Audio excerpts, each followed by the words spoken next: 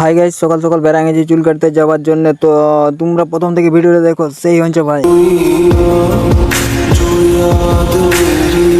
তারপর আমার এতই কপাল খারাপ, দোকানটাই খুলে নাই রে বাপ। তারপর গাছের গোড়ায় বসে আছি, কি করব আর করার। ফাইনালি গাইস দেখতেই পাচ্ছ, তো একটা বন্ধুর সাথে দেখা হয়ে গেছে। তো এও ফেসবুক চালায়, আইডিটা আমার বলে নাম দিয়েছে। হচ্ছে সুখদেব।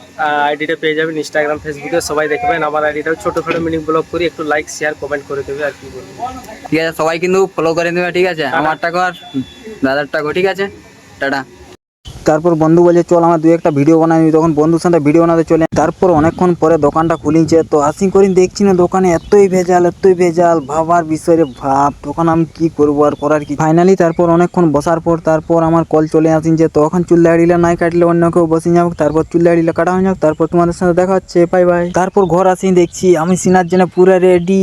তারপর এখানে জল টল পুরো উঠে একদম রেডি করে নিচ্ছি। তো সিনালি তারপর দেখা ফাইনালি গাইস আমার সিনান খাওয়া দাওয়া কমপ্লিট। তো দমেই ঘুম লেগেছে গাইস, তো একটু ঘুমাই পড়তে হবে। এরকম চ্যাংড়া ব্লগ ভিডিও দেখতে গেলে ফলো করতে হবে। তো আজকের মতো টাটা, দেখা হচ্ছে কোনো নেক্সট ব্লগে।